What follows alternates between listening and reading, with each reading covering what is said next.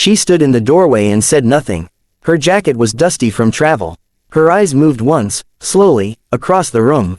3 men, raised voices, papers on the table, her grandmother sitting small on the sofa, hands shaking. And in that single breath, something inside her went quiet. The sadness came first, not loud, not angry, just deep, the kind that sinks and stays. The grandmother's apartment was smaller than she remembered. The walls were tired, the air felt thin, a teacup trembled on the table as one of the men talked.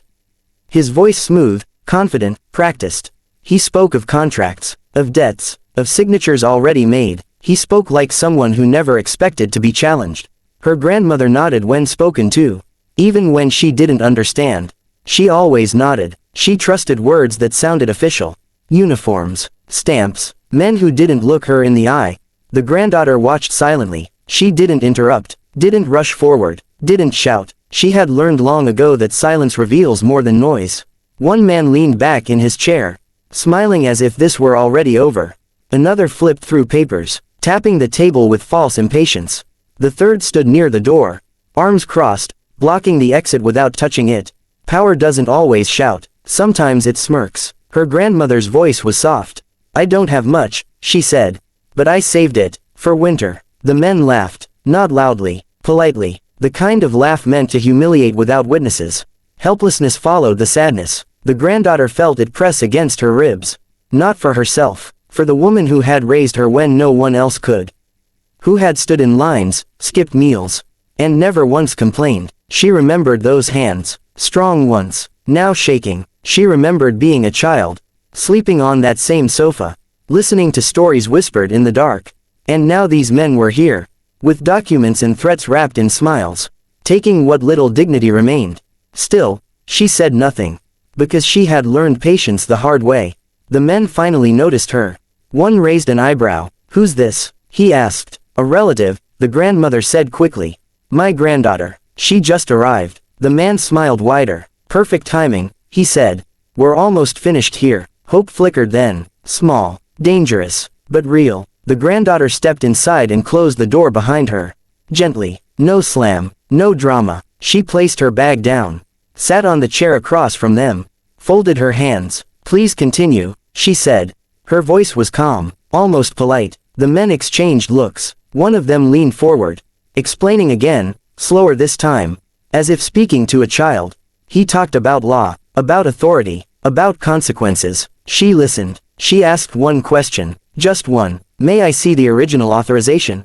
The room shifted. The man hesitated. Just a fraction, but enough. We already explained, he began. She nodded. I heard you. I just want to see it. The second man cleared his throat. We don't have to show. She smiled slightly. Not kind, not cruel, neutral. I understand, she said. And you don't have to stay. The third man straightened. That's not how this works. Patience deepened, like a held breath. She stood then, not quickly, not aggressively. She walked to her grandmother. Kneeling beside her, she took those shaking hands into her own. Grandma, she said softly. Did you invite them? The answer was barely audible. No, that was enough. The granddaughter stood again. She turned to the men. You are leaving now, she said. They laughed, all 3. One stepped closer. You don't understand who we are. She did understand. She had met men like them in other places. Under other names. Men who mistook intimidation for strength. She didn't argue. The first movement was fast. Too fast to describe with fear. She redirected a hand, stepped aside, used weight, not force. A chair tipped, papers scattered. The second man reached for her arm. She didn't strike. She unbalanced. He fell into the table. The third moved toward the door. She was already there. It was over quickly. No shouting, no spectacle, just precision. They lay stunned, not broken, but very aware. She stood above them, breathing steady. Her voice did not rise. You will leave, she said. You will not return, and you will forget this address. They scrambled to their feet.